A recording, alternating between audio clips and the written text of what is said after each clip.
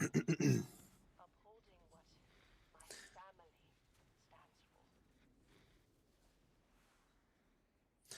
Hello, I'm the Smoking Cheddar, but you probably already knew that. So, this week, our unit build is the Buzzard.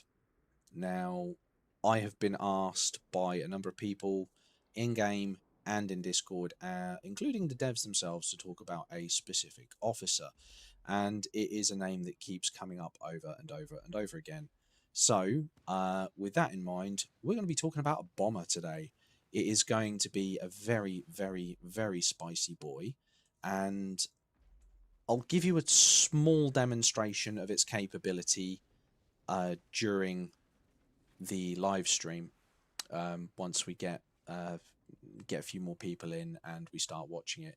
As always, guys, make sure you got yourselves a drink. You are comfortable. Should you be watching this outside of the live stream and you are watching the VOD and you're trying to catch up, if you are here, obviously, we'll be having a Q&A at the end. So those of you who are just interested in the video itself, sit through it. Don't worry. If you want to listen to the Q&A at the end that we hold at the end of these, be my guest, hang around. Um, and we'll be going through the tech, we'll be going through the parts, we'll be going through the officers, and then we'll do a summary before we get to the Q&A about how to use this bomber. And as I said, this week we will have a demonstration because this is something I can actively demonstrate to you during uh, this conquest, actually. So, with that being said, um, shall we just get straight into it, guys? We'll start off with the Vanguard bomber and why we're picking the Vanguard bomber. Because it's my favourite. So, as always, with all of the units, we get specific little extras. We get the camp bonuses, which we can find in this screen here. And we have the camp bonus of the HE bomb. Bomb damage. I'll get my words straight in a minute, don't you worry. Bombing damage from the Vanguard bombers is shared by all visible units within that same map grid. The total damage is increased by 2% for each visible unit that target troop on that map grid. And we also get Earth Penetrator Bomb, which if we click here, or not, because it's just going to randomly move off of that. It normally gives us a little extra. Okay, not today. Earth Penetrator Bomb. Vanguard bombers ignore damage reduction effects from infantry bunkers and anti-aircraft guns, or ATGs in AA mode specifically. So this is why we're choosing this bomber, and we've got a pretty nice build lined up. I know it's a pretty nice build lined up because it's the build I use. So yeah, let's move on to the components. In fact, what we'll do this week is we'll just show you mine. I'll show you mine if you show me yours. So we are using obviously some pretty nice parts here, gold pluses, and we have just standard parts all the way around from sections 1, 2, and 3. And realistically, the only difference we're going to be looking at is in the slot 4, the auxiliary slots.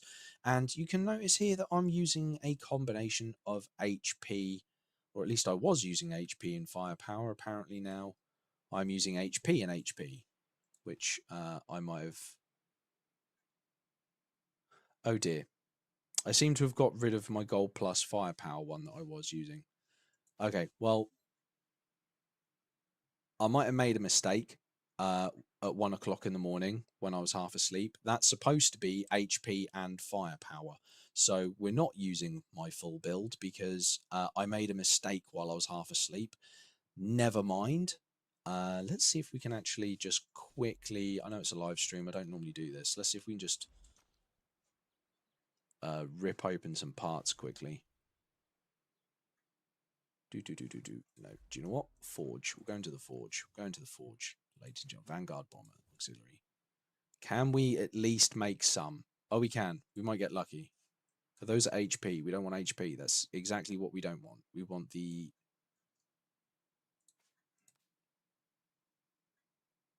Why have they given us 2 HP ones that are like the same? That's stupid. Right, okay, whatever. That's probably why I made the mistake. Oh, we can make 4. Okay. Literally never happens. Let's see if we can just get a gold plus plus out of it for the sake of it.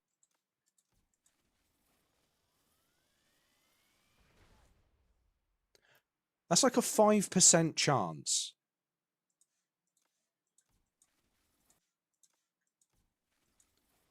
Fucking devs must be watching. I'm just going to get blue balls for the big part that we want.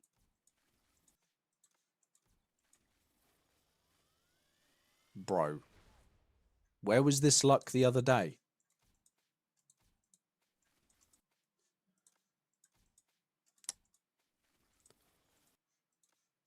This is immediately turned into... I want the gold plus plus perfect, please. Anyway, I seem to have ended up with a replacement part. Pretty good one as well. Oh, they are literally all perfect. Okay, quality. Well, that's what we're going with. It's supposed to be HP and firepower, so we've fixed the problem. That's all good. Those are the parts. Let's have a look at the tech. Now, when we do the tech for these builds, we never actually go into the modern tree. The reason why we never go into the modern tree is because it takes so damn long, and the air tech is like triple the amount of all the other techs in its terms of cost. So it's so expensive. So we're just going to be looking at the advanced tech tree. All-weather combat, when your Air Force troop starts a battle, their firepower is increased by 5% for every second with a maximum of 25%. Do excuse me, that's my dinner repeating on me. So that is actually really good because we kind of don't want to be bombing the target too quickly. We want to stack our firepower very high. So this is playing into the strategy of why we've got 1 HP component and 1 firepower component. It'll all become quite clear at the end of the video, I promise you. Obviously, in order to get that far, we do need damage intensity, and we will need troop damage resistance. Air Force troop speed is not the same as bombing efficiency. We will want bombing maneuverability. I think the speed will just get us to the location faster, so it's probably a good idea. Bomber HP, we're going to need bombing HP. And Valkyrie, when your bombers leave your base, their speed is increased by 30% for 10 seconds. This is exceptionally useful on many, many, many, many fronts, and we'll get into that again with the summary at the end. Reduced bombing interval, we don't want this one capped out. That'll be explained why. We just want that at the bare minimum. Bomber stability, obviously, it's kind of nice, but you don't actually need it. And bomber ground firepower increase. This one we do want. We do want the firepower increase for striking a ground target because that's what we're going to be doing. So that's the tech, that's the components, and that's a little bit about the unit and why we're using the unit, because we can target multiple things in a single map grid. In fact, hang on. Oh, I've got time.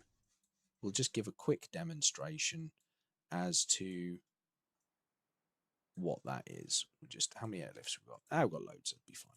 Just lift here.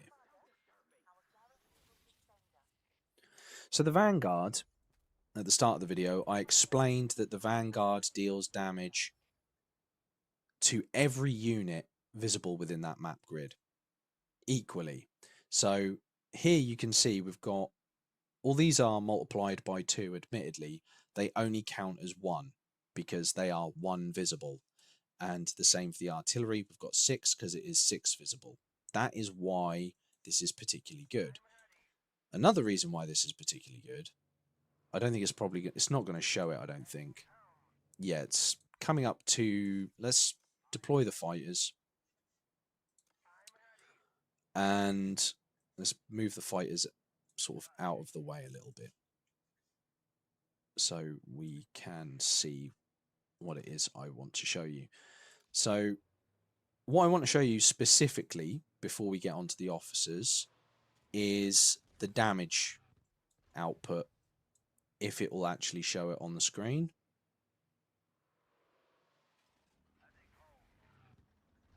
Well, it came up there for some reason and not down here.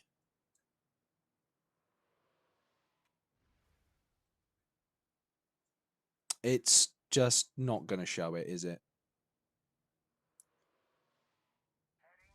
Is there someone I can bully just to show you quickly? Nope. Okay, don't worry about it. I actually planned this slightly in advance. We do have some battle reports, which I will show you slightly after, assuming they're still actually in the system. They are. Have we still got the battle data? We do. Okay, I can show you the battle reports. I can show you the battle reports. We'll do that after we've covered the officers for the Buzzard. So, to start off with, we are going with Old Stash. Now, in my review of him, when he came out, I did very specifically say, I'm not sure if that is worded correctly. When in a bomber troop, each bombing run deals skill damage twice to the target. Whenever the officer deals damage, the target is trapped for 1.25 seconds and repeats, the trigger can be repeated. So, yes, I can categorically state through using this officer that if you use him, one skill strike will hit twice. You can physically see the numbers pop up on the screen, which is what I was trying to demonstrate there, but for some reason the game has just decided it's not going to play ball for whatever reason. Anyway, let's just get past that. We want to use Old Stash. Doesn't really matter what order you use the officers in. That is because unlike the ground units that have to charge, and then you wait 2 seconds, and then you get a second shot that goes off, you don't get that with air assets. So there is no charge time. It's literally the bombing interval counts as the charge time, and both tactical skills are applied at the same time. So we naturally want the highest amount of skill damage output, and this guy goes up to 2,200, which does surpass Dawn Striker. Now, we're not really too worried about a lot of other things, but let's have a look at the Awakened. Once he is awakened, we do AoE damage to up to 2 enemy troops within the target's perimeter grid. Damage coefficient of 1,100 whenever this officer troop deals damage to the target that is trapped within 2 seconds. Repeated triggers reset the trap duration.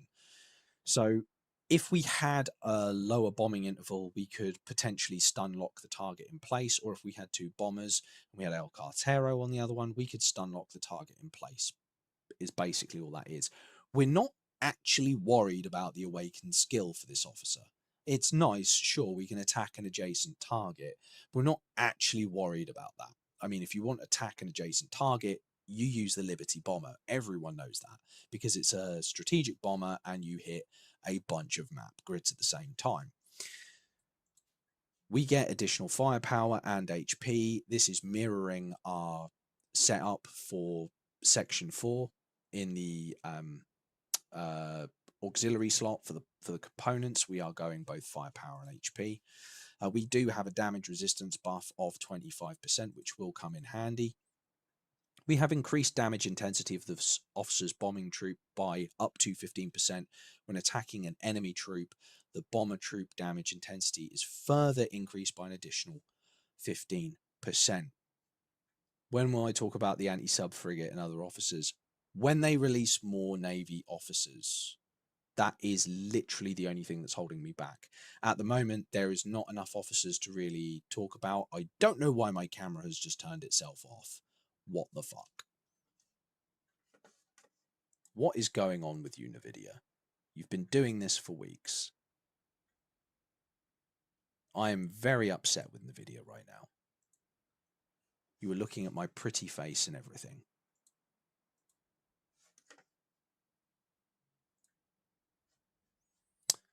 Let's change the device. See if that works.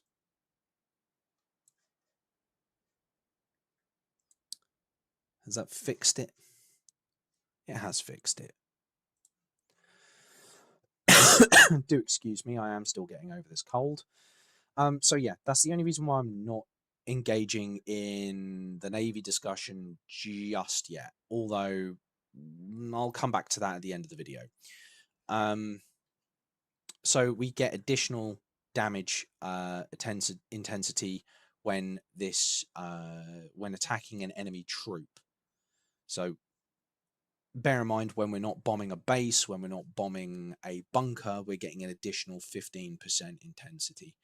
So that is perfect for what we want. So what we've done is we've nicked Dawn Striker's special ability.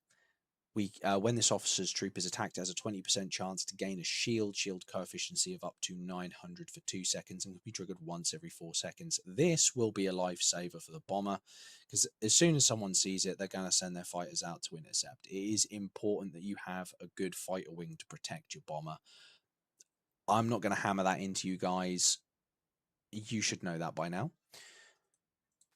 And we've gone for up to a 15% bonus on the damage intensity, because that is a very nice skill to have when you are targeting enemy units out in the field. So this leads us on to Lone Eagle, which is an officer I keep getting asked about quite a bit. Weirdly enough, by the devs as well recently. So let's just talk about Lone Eagle for a minute. Why are we using Lone Eagle?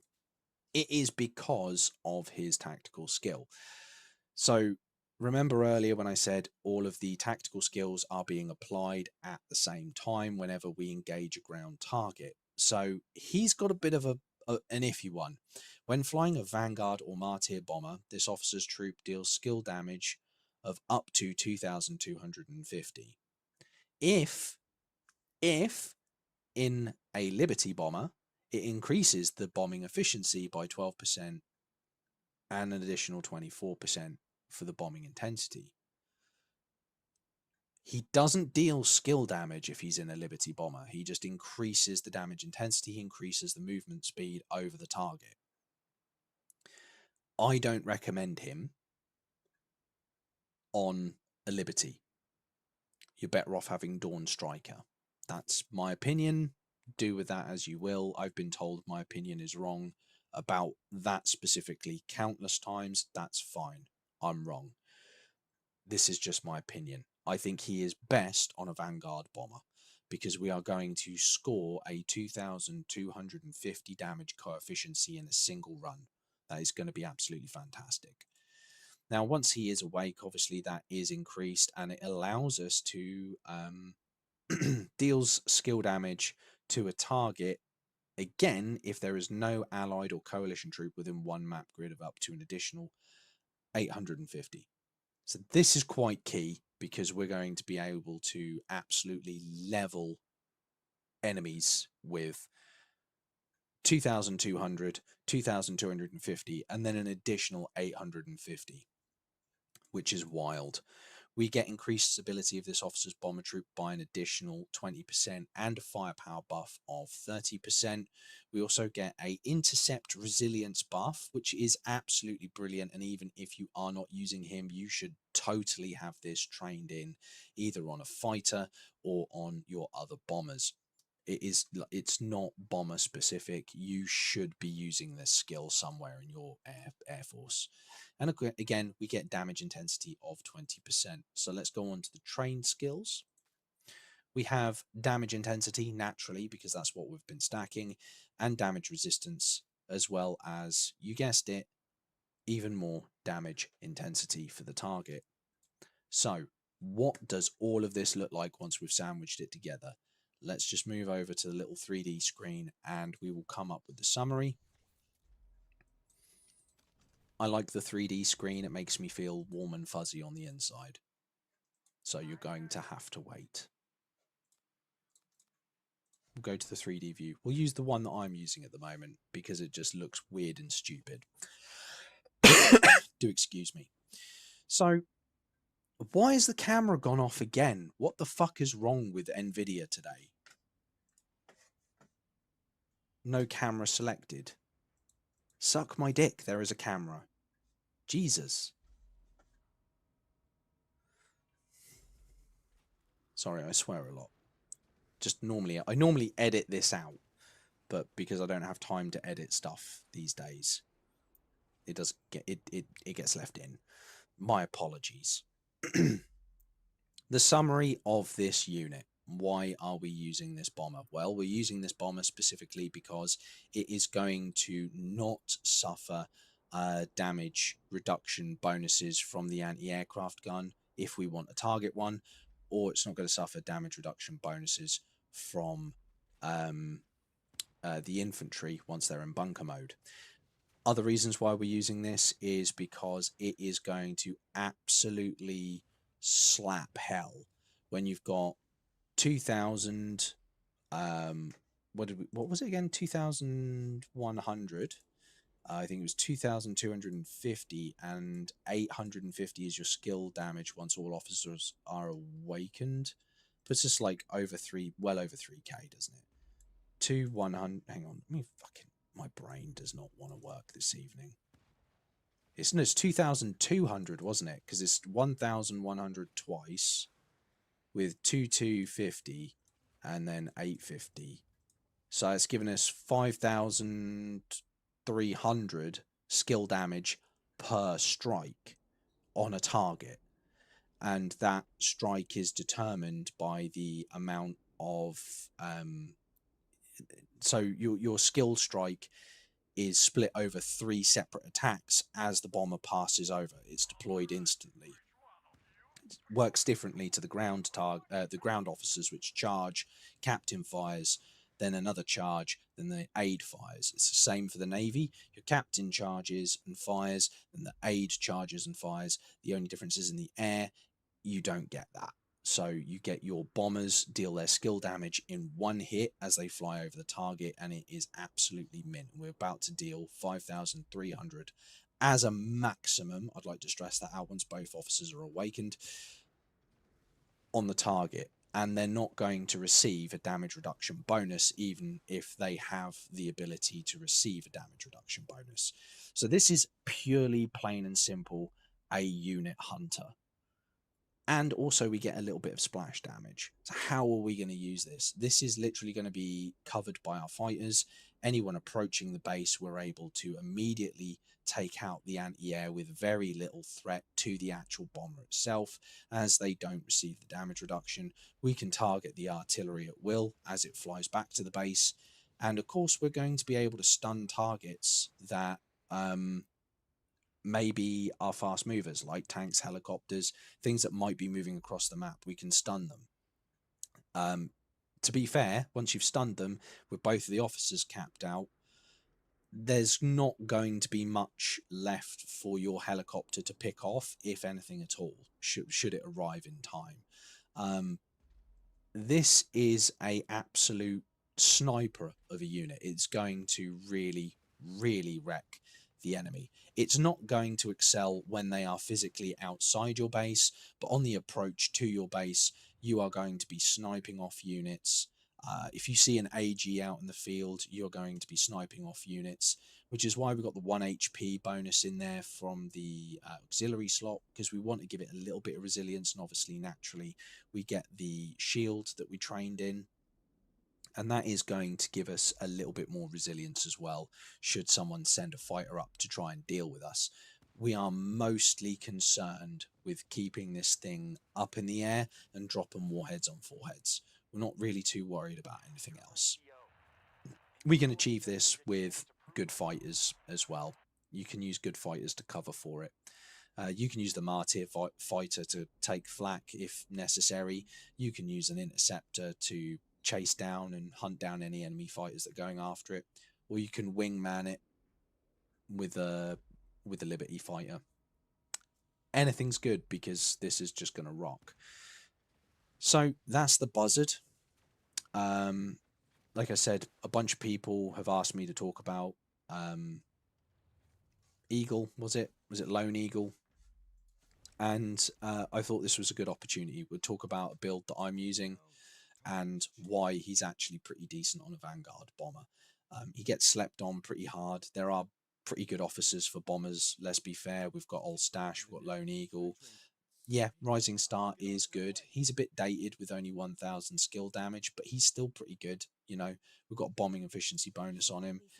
Dawn Striker, absolutely fantastic with up to 1800. And then I think it goes over to 2k when she's awakened, plus an additional 2 for splash damage. So if you wanted to go for a splash damage build, you could easily pump her in with Old Stash.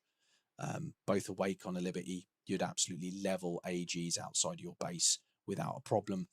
Obviously, El Cartero, he does deal less damage again, much like Rising Star, but he is still viable thanks to his 2-second stun time, and he is doing 1350 in skill damage. So if you do want to pair him with someone, you can pair him with a hard hitter, and you can totally use him. And not only that, you do get an additional burn time for 4 seconds, so he is pretty good. Now, let's talk about the other things outside of that summary, because that bomber is absolutely lethal. And I said there were battle reports. There are. We did actually test this. And here you can see on the screen, we have El Cartero and we have Lone Eagle. We can see the damage, unit damage inflicted was 4,690 with a skill damage of 1,490. And you can see the skills here. We are at 2, 1, 1, 1, 3, 1, 1, 1, trained 1, trained 3, and trained 5, and trained 1. All I did for the following test was I hit a super heavy. We'll show you the super heavy damage dealt. There it is, a 9.0. And you can see the damage pumped out here in a little bit more of a larger screen. Now, we changed that. We changed over to Old Stash. And you'll see here that our skill damage has gone up significantly. It's 1.93, whereas before it was 1.49. So he is definitely dealing multiple strikes in a single run. And to make the test fair, you'll see that he is skilled. He is 2 on his tactical with 1 on everything else across the board. Exactly the same as El Cartero. It was a very cheap and very easy test for me to do. And then I just took El Cartero's trained skills, which was the shield and the damage intensity, and moved them over. And if we have a look at the battle data some more, in greater detail, you can see that the unit damage itself was 5.01 with skill of 1.93. So even the skill damage, even the unit damage, sorry, was increased by, near enough 300, just over 300, and the skill damage went up just over 400. So we've got a 700,000. This camera is going to give me a fucking aneurysm. I swear to fucking Christ. Let's just get rid of it. Go away. Go away, you hideous thing. No one wants to look at me anyway. It can probably detect I'm sick. So it's going up by 700,000 points of damage. 700,000 points of damage just by me replacing the officer. And he's got the same level in his skill points. So, I mean, the numbers speak for themselves, guys. The numbers speak for themselves. These two paired together on a Vanguard bomber, very, very, very deadly. Now, Navy. You wanted to know a little bit about the Navy. Well, I can show you a little bit about the Navy because I have a battle report here of what my Navy will do to people. The armored destroyer, we are using this basically as an infantry, a super heavy. It's a soak. It's a soak. It's got heavy armor. It's got lots of HP, and we're using double the amount of double shield officers on there. We may not have them in the right order, but it's working for me at the moment, so I'm not going to change it. We have two missile excuse me. We've got two missile destroyer captains in on the missile destroyer. Funny enough, both of them are awakened too, and they are dealing quite a significant amount of damage at the moment. Bear in mind this battle data is specifically from Silver 2 I'm in at the moment. Yeah, so that might not look impressive, probably isn't, but yeah, it's relative to Silver 2. You know, I'm able to solo bases with this combo. And on the Vanguard anti-air destroyer, which we are using as a backup missile destroyer, we're dealing quite a bit less damage, if I'm perfectly honest, at 20 and 28 combined. And seeing as we don't have another versatile officer that we can really stick in there that's going to deal damage, we've gone with the lounge officer that deals critical strike damage, which is going to be useful for shooting aerial targets down, as well as pumping in the normal unit damage on target as well. So the reason why I've not covered Navy is because, you know, there's just realistically, there's just fuck all to look at the moment. We've got 7 officers, and that's assuming you were online playing when Liberty Blaze was available, because he's now a limited officer, because he was only available during the event. Assuming you've also opened up Steel Commodore from the lounge as well. So technically speaking, you might only have 4 of the potential 6 officers needed. So yeah, until they start putting more naval officers in, I am not going to cover Navy, because also you'll notice that the skill training section is locked, which indicates they are going to bring more Navy officers. And judging by how the maps are now formed, Navy is a massive part of the game. And as I said this in last week's stream, you cannot afford to ignore Navy anymore. You just can't afford to do it. I mean, if you want to get from your safe zone in Hawaii to the blockhouse, okay, sure, you could wait until your CC is deployed, but you can't cross this territory, which means you can't get the forts. You're not going to get these stations, the effluent stations, in order to generate points, and you're going to miss out on over half of the game. Your Navy is quite important, but I'm not ignoring it because I don't want to talk about it because I'm against it. I'm very much pro Navy in this game. I think the Navy is a fantastic idea. I thought it was an absolutely great thing they added to the game. What I don't like is the lack of content for it. There's not really a lot for me to talk about. I can't talk about multiple types of unit build because realistically there's only 2 different types of unit build you can do on any destroyer.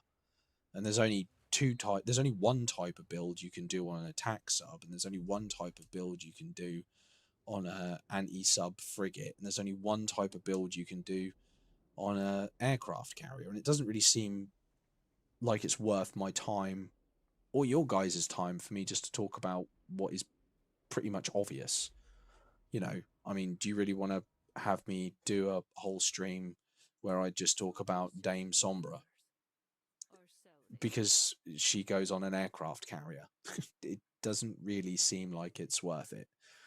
Once they've got maybe 10, maybe 12 officers in there, there'll be a little bit more for me to talk about. It's the same with air. We had to wait quite a time before we got this many officers. When I started doing these videos, I think there was only like 6 or 7 air officers, and I covered like the odd one, but realistically, I only started covering the air officers round about the time Sky Jockey came out, because at that point we had enough of them that we could start going back and actually looking at the builds properly. And it's the same with ground.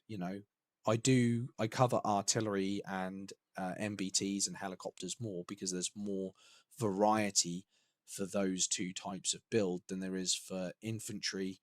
Well, that's not strictly true, but definitely in terms of super heavy, you've only, if you're going to look at min maxing for your super heavy, you're going to be looking at things like how much damage absorption can I have when I'm fighting a base, or how much damage absorption can I apply to my own base when it's defending. Those are the only two things you're going to be looking at, because that's the only two things you use a super heavy for.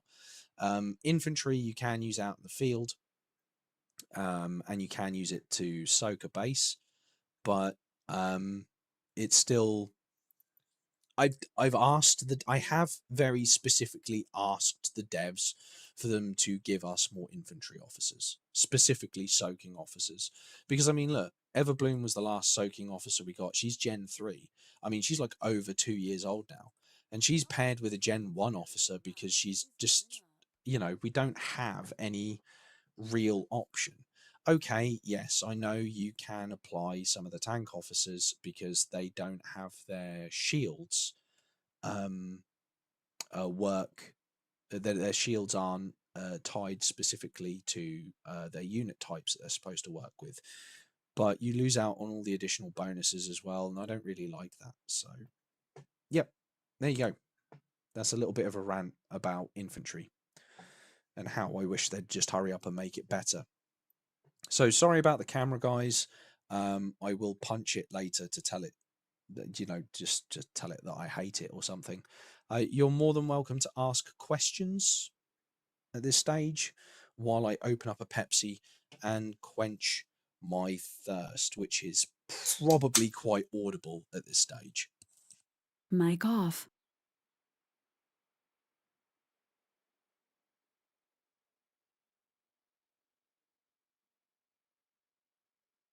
Mic on. And should anyone from Pepsi be watching, where is my where's my sponsorship, bro? Where is my lifetime cherry Pepsi Max?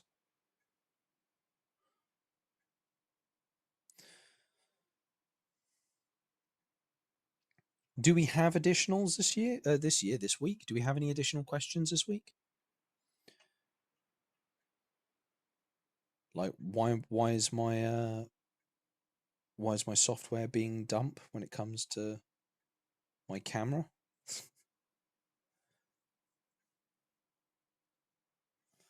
If not, I will end the stream. This will be one of those rare occasions where no one actually wants to say anything in the live chat, or not much in the live chat at any rate. Not that I'm complaining. You guys do whatever the hell you want.